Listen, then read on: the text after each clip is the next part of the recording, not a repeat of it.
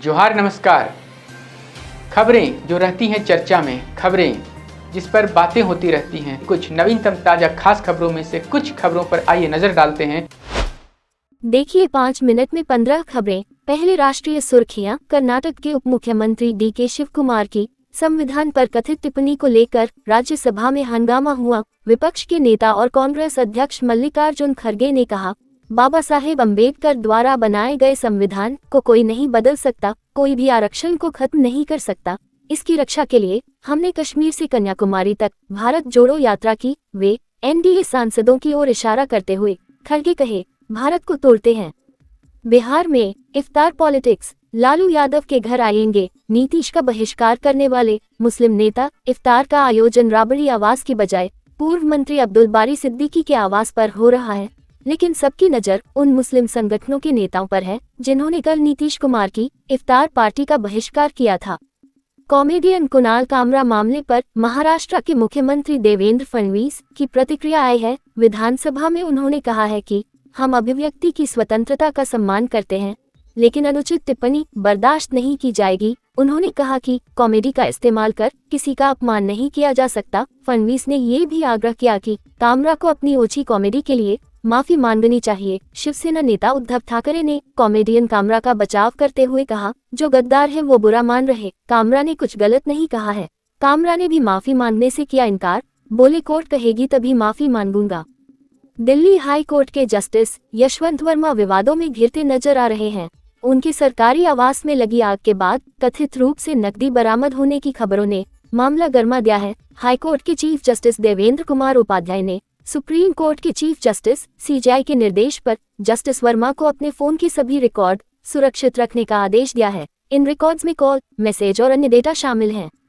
नागपुर में हिंसा भड़काने के आरोप में गिरफ्तार हुए फहीम शमीम खान के घर पर बुलडोजर चलाया गया। प्रशासन द्वारा ये कार्रवाई फहीम द्वारा अवैध तरीके से बनाए गए घर के हिस्सों को तोड़ने के लिए की गई। वह नागपुर के माइनॉरिटी डेमोक्रेटिक पार्टी के अध्यक्ष है। उन पर आरोप है कि नागपुर में लोगों को जुटाकर उन्होंने हिंसा के लिए भीड़ को उकसाया था।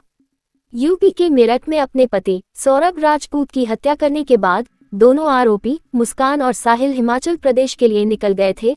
दोनों जघन्य अपराध को अंजाम देने के बाद 6 दिनों तक हिमाचल प्रदेश के कसोल में ठहरे थे, लेकिन हिमाचल में दोनों 6 दिनों तक काफी गुमसुम और तनाव में थे। दोनों होटल के कमरे से बाहर भी बहुत कम निकलते थे। आईपीएल 2025 में चेन्नई सुपर किंग्स के स्पिनर नूर अहमद मुंबई इंडियंस के खिलाफ एमएस धोनी की शानदार स्टंपिंग से हैरान रह गए। धोनी ने सूर्य कुमार यादव को बिजली की तेजी से स्टंप आउट कर चेपक स्टेडियम में उत्साह भर दिया। नूर अहमद ने इसे आउट ऑफ द वर्ल्ड बताया। रूस और यूक्रेन के बीच शांति के लिए अमेरिकी राष्ट्रपति डोनाल्ड ट्रंप ने कोशिशें तेज कर दी हैं। सऊदी अरब में यूक्रेन युद्ध में शांति के लिए बातचीत शुरू हो गई है। इस बीच अमेरिकी राजदूत स्टीव विटकॉफ ने कहा कि पुतिन भी यूक्रेन युद्ध में शांति चाहते हैं। अब खबरें झारखंड की। झारखंड के जवान किशोर बाड़ा के शहीद होने पर राज्य में शोक की लहर है। शहीद जवान को राज्य के मंत्री विधायक अपनी श्रद्धांजलि अर्पित कर रहे हैं। इसी कड़ी में सूबे की ग्रामीण विकास मंत्री दीपिका पांडेय सिंह ने भी श्रद्धांजलि अर्पित की है। बता दें, सीएम हेमंत सोरेन ने भी शहीद जवान के प्रति श्रद्धांजलि अर्पित की है। झारखंड डीजीपी अनुराग गुप्ता की नियुक्ति के खिलाफ नेता प्रतिपक्ष बाबूलाल मरांडी की याचिका पर सोमवार को सुनवाई हुई। अदालत ने प्रार्थी का पक्ष सुनने के बाद राज्य सरकार, यूपीएससी सहित अन्य प्रतिवादियों को नोटिस जारी किया है। मामले की अगली सुनवाई 16 जून को होगी। बाबूलाल मरांडी ने झारखंड के डीजीपी अनुराग गुप्ता की पदस्थापना को सुप्रीम कोर्ट का अवमानना बताया था। बाबूलाल ने डीजीपी की नियुक्ति को अवैध बताते हुए प्रेस वार्ता में कहा था कि डीजीपी की नियुक्ति यूपीएससी के अनुशंसित पैनल द्वारा की जाती है।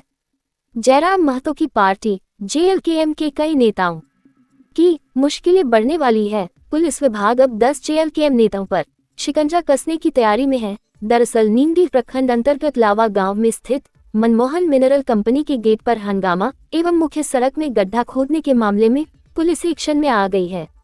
राज्य के साहेबगंज जिला के नगर भीठा गांव में ब्रेन मलेरिया का कहर जारी है।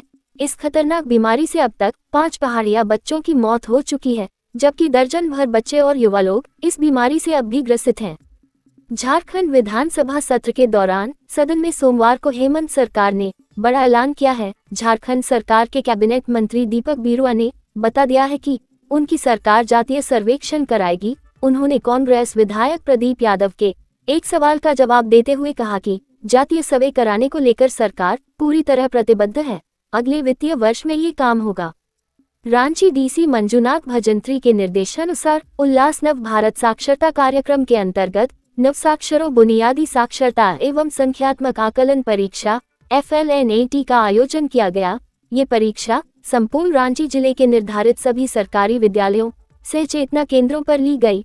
बता दें कि इस कार्यक्रम के माध्यम से 15 वर्ष से अधिक आयु वर्ग के सभी असाक्षरों को साक्षर बनाया जाता है।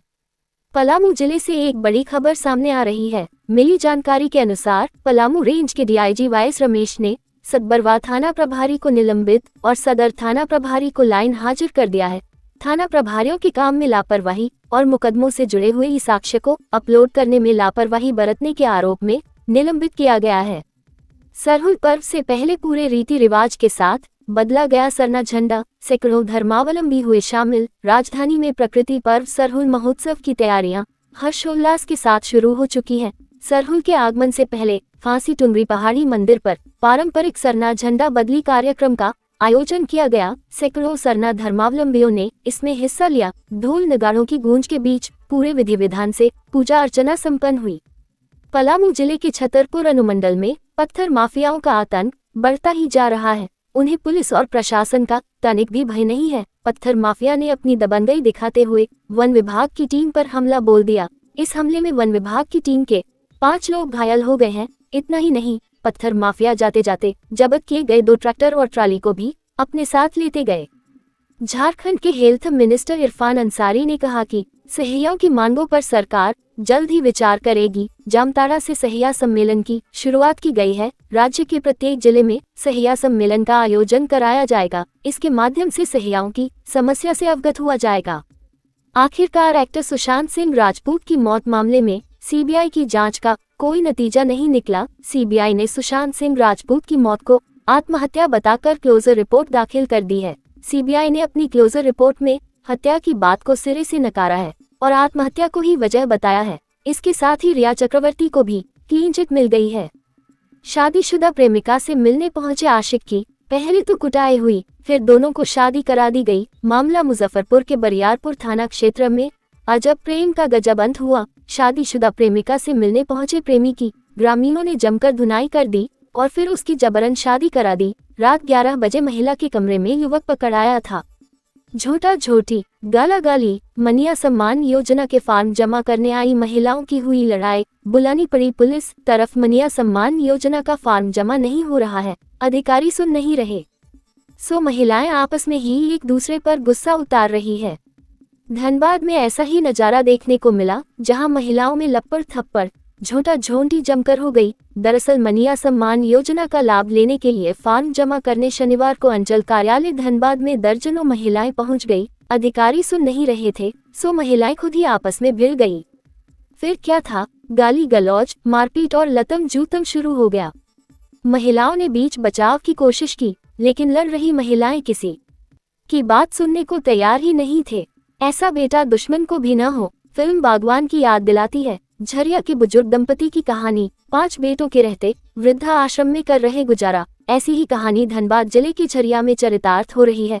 झरिया वाली कहानी में बस अंतर यह है कि यहाँ 5 बेटों, बहू और पोते पोतियों से भरा पूरा परिवार होने के बावजूद बुजुर्ग दंपत्ति अनाथों की तरह रहने को विवश हैं। माँ बाप बच्चों को पालने में अपना सारा जीवन खपा देते हैं, अपने हिस्से की खुशियाँ भी बच्चों में ही बांट देते हैं। पूरा जीवन संघर्ष में गुजर जाता है और बुढ़ापे में जब उन्हें अपनों की सबसे अधिक जरूरत होती है, तो वही बच्चे उन्हें बोझ समझने लगते हैं और बूढ़े हो चुके अपने माता पिता को घुर घुर कर जीने के लिए वृद्धा आश्रम में छोड़ देते हैं। झारखंड एकेडमिक काउंसिल जैक के मैट्रिक और इंटर की परीक्षाएं खत्म हो चुकी है और सभी स्टूडेंट्स को रिजल्ट का इंतजार है। मिली जानकारी के अनुसार मैट्रिक और इंटर परीक्षा की कॉपियों का इवैल्यूएशन अप्रैल के प्रथम सप्ताह से शुरू हो जाएगा। राज्य भर में मूल्यांकन के लिए कुल 60 केंद्र बनाए गए हैं। रिजल्ट का प्रकाशन 10 जून तक हो जाएगा। सभी केंद्रों पर कॉपियों का मूल्यांकन CCTV कैमरे की निगरानी में होगा। तो कैसी लगी आपको हमारी ये खबर, ये हमें कमेंट बॉक्स में लिखकर ज़रूर से बताएं और ऐसे ही नवीनतम ताज़ा अपडेट्स, खास खबरों से रूबरू बने रहने के लिए बने रहे हमारे संग। कैमरा के पीछे से मेरा सहयोग कर रहे अजय महतो, आनंद चौहान और युगल किशोर भगत के साथ मैं विजय दत्त पिंटू रांची।